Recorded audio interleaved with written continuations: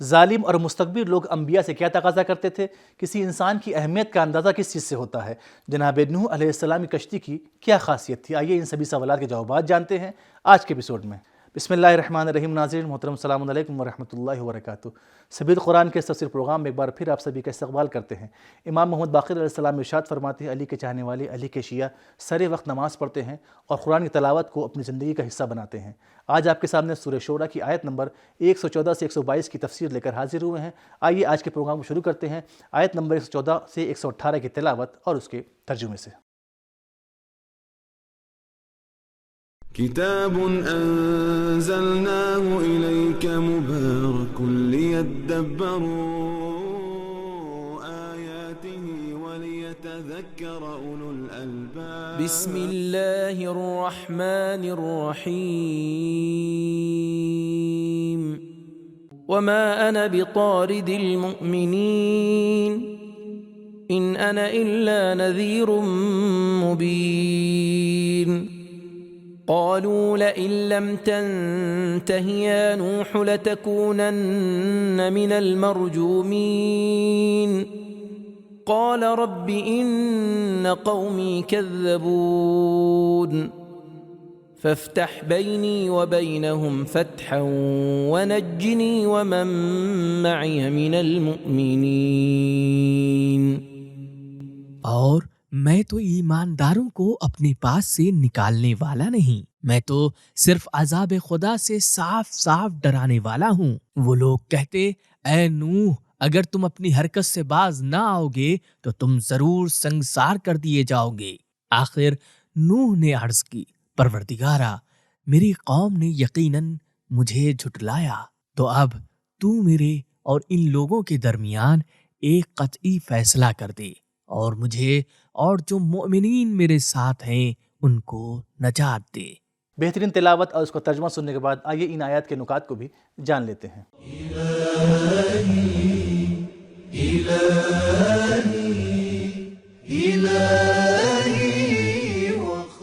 ظالم و مستکبر افراد انبیاء سے بھی یہ امید رکھتے تھے کہ وہ ایسے گمنام فقراء کو جو با ایمان ہیں خود سے دور کر دیں، لیکن تمام انبیاء نے ان کے اس تقاضے اور غلط مطالبے کو واضح طور سے منع کر دیا۔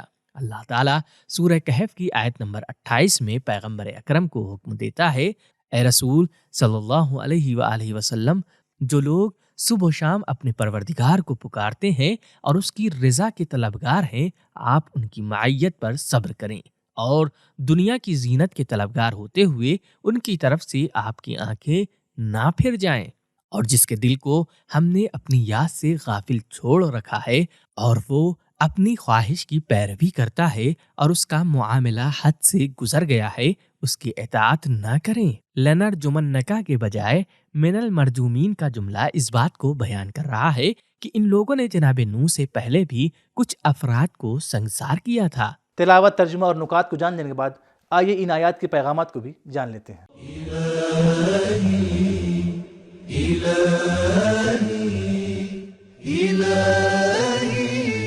نمبر 1، متکبر و مغرور افراد کی بیجا درخواستوں پر فوراً ری ایکشن لینا چاہیے۔ با ایمان فقراء کو دور کرنا جائز نہیں ہے، چاہے یہ دور کرنا کچھ دوسرے افراد کے ایمان لانے کا ہی سبب کیوں نہ ہو۔ نمبر 2، انسان کی قیمت و اہمیت اس کے ایمان کی بنا پر ہے، نہ کہ اس کے سماجی اور مالی حالات، مقام و رتبے کی وجہ سے۔ نمبر 3، انسان کے اندر جاذبہ یعنی اپنی طرف جذب اور کھینچنے کی کیفیت بہترین صورت میں اور ہر وقت ہونی چاہیے، لیکن دافعہ یعنی دفع کرنے اور دور کرنے کی کیفیت ضرورت کے وقت ہی ہونی چاہیے۔ نمبر 4، انبیاء نے لوگوں کو بشارت و خوشخبری سے زیادہ انہیں خطرے کی طرف متوجہ کرایا ہے، خطرے سے ڈرایا ہے۔ قرآن میں ان انا الا نذیر تو آیا ہے، لیکن ان انا الا بشیر نہیں آیا ہے۔ نمبر 5، غافل و بے خبر انسان کو خطرے سے ڈرانا رہنمائی کا بہترین طریقہ ہے۔ نمبر 6، انبیاء کے مخالفوں کا سب سے اہم حربہ ڈرانا دھمکانا ہے۔ نمبر 7، سنگسار کرنا تشدد و ٹارچر کا ایک بہت ہی قدیم و پرانا طریقہ ہے۔ نمبر 8، دشمن کی دھمکیوں کے مقابلے ہم اللہ سے توسل کریں۔ نمبر 9، حضرت نوح کا گریہ دھمکیوں یا سنگسار ہونے کی وجہ سے نہیں تھا، بلکہ دشمنوں کی جانب سے ان کے لائے ہوئے دین و مکتب کو جھٹلانے کی وجہ سے تھا۔ ربی ان قومی کذبون، جناب نوح نے یرجمون نہیں کہا تھا۔ نمبر 10، تمام مشکلات اور گروہوں کو کھولنے والا خدا ہے۔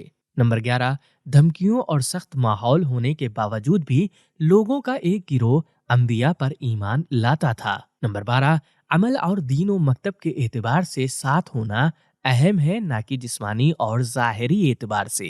نمبر 13، انبیاء کی دعا مومنوں کے شامل حال ہے۔ نمبر 14، صرف ایمان کافی نہیں ہے بلکہ پیروی اور ہمراہی ضروری ہے۔ وَمَن مَعِیَ، جیسا کہ قرآن نے دوسرے مقامات پر بھی کہا ہے، وَالَّذِينَ آمَنُوا مَعَهُ۔ تو ناظرین آئیے اب سنتے ہیں سورہ شورى کی آیت نمبر 119 سے 122 کی تلاوت اور اس کے ترجمے کو۔ فَأَنجَيْنَاهُ وَمَن مَّعَهُ فِي الْفُلْكِ الْمَشْحُونِ ثُمَّ أَغْرَقْنَا بَعْدُ الْبَاقِينَ إِنَّ فِي ذَلِكَ لَآيَةً وَمَا كَانَ أَكْثَرُهُم مُّؤْمِنِينَ وَإِنَّ رَبَّكَ لَهُوَ الْعَزِيزُ الرَّحِيمُ۔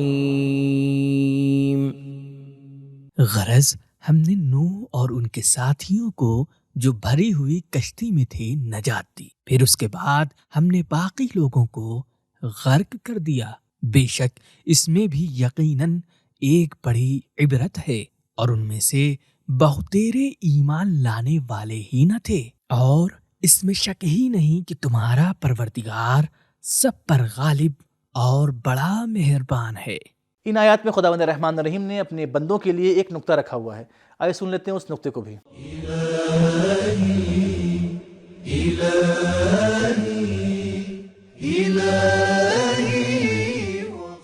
الفلک المشحون کشتی کے وزنی ہونے سے مراد یہ ہے کہ جو بھی ضرورت کی چیزیں تھیں جناب نوح نے اسے کشتی میں رکھ لیا تھا۔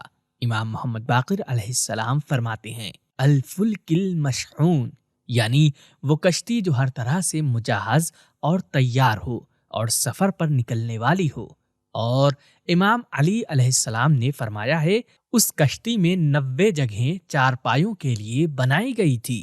تفسیر نور الثقلین۔ بہترین تلاوت، ترجمہ اور اس کے ایک نقطے کو جان لینے کے بعد آئیے ان آیات کے پیغامات کو بھی جان لیتے ہیں۔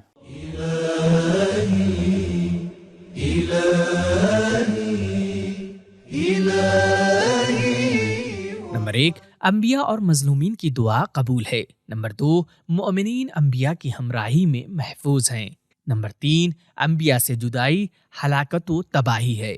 نمبر 4، جناب نوح اور آپ کے ساتھیوں کا نجات پانا اور کافروں اور جناب نوح کے مخالفوں کا غرق و نابود ہونے کی داستان اللہ کی سنت ہے کہ وہ کس طرح حق کی مدد کرتا ہے اور باطل کو نابود کرتا ہے۔ نمبر 5، اگر اللہ کافروں کو موقع دیتا ہے تو اپنی رحمت کی وجہ سے ہے، نہ کہ اس وجہ سے کہ وہ اللہ قدرت و طاقت نہیں رکھتا ہے۔ تو ناظرین ہم نے جانا کہ ظالم اور مستکبر لوگ انبیاء سے یہ چاہتے تھے کہ انبیاء غریب اور فقیر لوگ کے پاس نہ جائیں، ان سے دور رہیں، مگر انبیاء ایسا کرنے سے انکار کرتے تھے، اور انسان کی اہمیت کا اندازہ اس کے ایمان سے ہوتا ہے۔ اور جناب نوح علیہ السلام کی کشتی کی خاصیت یہ تھی کہ اس پہ ہر طرح کا سامان موجود تھا، بلکہ اس میں 90 جگہ ایسی تھیں جو جانوروں سے مخصوص تھی۔ تو ہمارا آج کا ایپیسوڈ ختم ہوا، ملتے ہیں اگلے ایپیسوڈ میں، تب تک کے لیے خدا حافظ۔ سبیل قرآن، قرآنی سماج کی پہچان۔